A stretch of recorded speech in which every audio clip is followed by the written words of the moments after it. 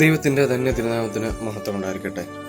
പരിശുദ്ധ വലിയ നോമ്പിൻ്റെ 3-ാമത്തെ ആഴ്ചയിലൂടെയാണ് നമ്മൾ കടന്നു പോകുന്നത്.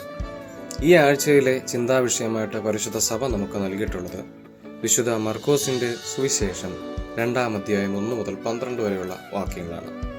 ഈ വാക്യങ്ങളിലൂടെ കടന്നു പോകുമ്പോൾ കഫർനഹൂമിൽ വചനം അറിയിക്കാനെത്തിയ യേശു ക്രിസ്തുവിനെ നമുക്ക് കാണാൻ സാധിക്കും.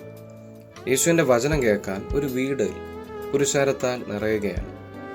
യേശുക്രിസ്തുവിനെ കണ്ട് യേശുക്രിസ്തുവിൽ നിന്ന് സൗഖ്യം പ്രാപിക്കാൻ ഒരു പക്ഷവാത രോഗിയെ 4 പേര് ചുമന്നുകൊണ്ട് വരുന്നതും നമുക്ക് കാണാൻ സാധിക്കുന്നുണ്ട്.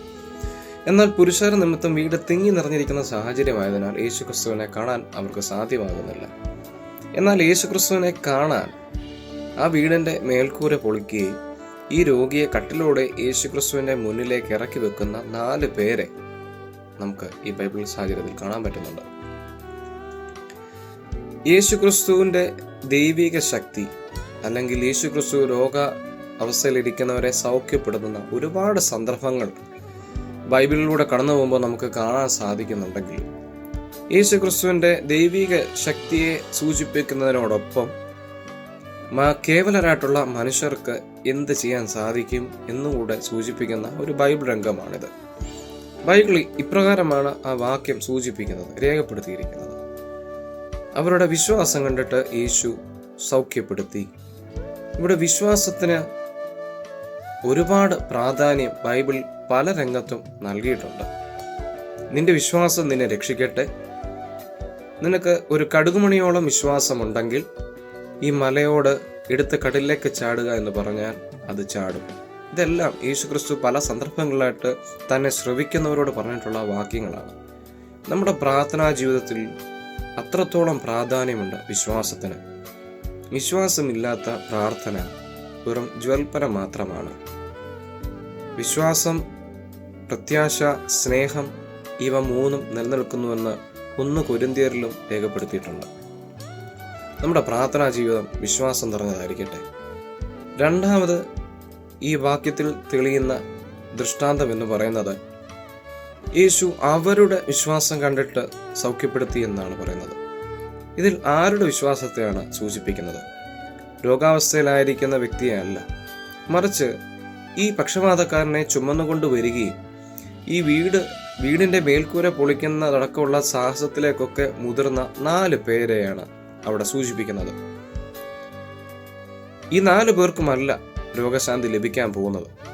പക്ഷേ തൻ്റെ സഹജീവിക്ക് വേണ്ടിയിട്ട് കരുതുന്ന, തൻ്റെ സഹജീവിയുടെ ഭാരം ചുമലിൽ ഏൽക്കുന്ന 4 പേരെ നമുക്ക് ഈ ബൈബിൾ സാഹചര്യത്തിൽ കാണുന്നുണ്ട്. നമ്മുടെ ജീവിതത്തിലും നമുക്ക് ഇതുപോലെ സഹജീവിയുടെ ഭാരത്തെ തോളിൽ വഹിക്കാൻ പറ്റും. ബൈബിൾ സൂചിപ്പിക്കുന്ന ഈ പക്ഷപാതം അത് ശാരീരികമായിട്ടുള്ള പക്ഷപാതം മാത്രമാണെന്ന് നിർബന്ധമില്ല. ശാരീരിക തളർച്ച ഒന്നുമില്ലെങ്കിലും പലവിധ സാഹചര്യത്താൽ, പലവിധ ഭാരങ്ങളാൽ, പലവിധ പ്രയാസങ്ങളാൽ, വിഷമത്താൽ ഒക്കെ മാനസികമായിട്ട് തളർന്നിരിക്കുന്ന ഒരുപാട് പക്ഷപാത രോഗികൾ നമ്മുടെ ചുറ്റുമുണ്ട്. നമ്മുടെ മുന്നിൽ ബൈബിൾ വെക്കുന്ന ചോദ്യം, നമ്മുടെ സഹജീവിയുടെ ആ ഭാരത്തെ ചുമക്കാൻ നമുക്ക് സാധ്യമാകുന്നുണ്ടോ എന്നുള്ളതാണ്. ഒറ്റപ്പെട്ടു പോയവർ, ദുഃഖിതർ, ക്ലേശിതർ നമ്മുടെ സഹോദരങ്ങളാവണമെന്നില്ല, നമ്മുടെ കൂട്ടുകാരാവണമെന്നില്ല. ബൈബിൾ ഈ കട്ടിലിൽ ചുമന്നുകൊണ്ടുവന്ന 4 പേർ ആ രോഗിയുടെ ബന്ധുമിത്രാദികളാണെന്നോ സഹോദരങ്ങളാണെന്നോ സുഹൃത്തുക്കളാണെന്നോ ഒന്നും പ്രതിപാദിക്കുന്നില്ല. അതുപോലെ നമുക്ക് ചുറ്റുമുള്ളവരെ ഒന്ന് നമ്മൾ നോക്കിയാൽ ഒരുപാട് പേരുടെ ഭാരം ചുമക്കാൻ നമുക്ക് സാധിക്കും.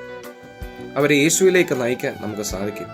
അവരുടെ പ്രയാസങ്ങൾക്ക് വിടുതൽ ലഭിക്കാൻ യേശു ക്രിസ്തുവിന് സാധിക്കുമെന്ന് അവരെ വെളിപ്പെടുത്താൻ നമുക്ക് സാധിക്കും. ഈ അധ്യായം പ്രധാനമായിട്ടും വിശ്വാസത്തെ പറ്റിയും സഹജീവികളോടുള്ള നമ്മുടെ കരുതലിനെ പറ്റിയും ഓർമ്മപ്പെടുത്തുന്ന ഒരു ഭാഗമാണ്. ആയതുകൊണ്ട് ഈ പരിശുദ്ധ നോമ്പിൽ നമ്മൾ കടന്നു പോകുമ്പോൾ, നമ്മുടെ ഈ ആത്മീയ ജീവിതത്തിൽ നമ്മൾ മുന്നോട്ട് നയിക്കുമ്പോൾ നമ്മുടെ പ്രാർത്ഥന വിശ്വാസത്തോടു കൂടിയായിരിക്കട്ടെ. നമ്മുടെ നോമ്പ് അതിൻ്റെ പൂർണ്ണതയിലെത്താൻ നമുക്ക് ചുറ്റുമുള്ളവരെ പറ്റി കരുതാനും, നമുക്ക് ചുറ്റുമുള്ളവരെ പറ്റി ശ്രദ്ധിക്കാനും, അവരുടെ ഭാരം ചുമക്കാൻ ഒന്ന് തോള് ചായച്ചു കൊടുക്കുന്നതിലൊക്കെ നമ്മുടെ ശ്രദ്ധ പുലർത്തണമെന്ന് ബൈബിൾ സൂചിപ്പിക്കുന്നു. സഹജീവികളോട് കരുതുമ്പോൾ മാത്രമാണ്, അല്ലെങ്കിൽ സഹജീവികളോട് കൂടെയുള്ള സ്നേഹം നമ്മൾ പങ്കുവെക്കുമ്പോഴാണ് ഒരു മനുഷ്യരെന്ന നിലയിൽ നമ്മൾ വിജയിക്കുന്നത്. നമ്മുടെ വിശ്വാസം, യേശുക്രിസ്തു പറഞ്ഞതുപോലെ നമ്മുടെ വിശ്വാസം നമ്മെ രക്ഷിക്കട്ടെ. നമ്മുടെ വിശ്വാസത്താൽ നമുക്ക് ദൈവത്തിൻ്റെ മഹത്വം കാണാൻ സാധിക്കട്ടെ. ദൈവത്തിന് സ്തുതിയായിരിക്കട്ടെ.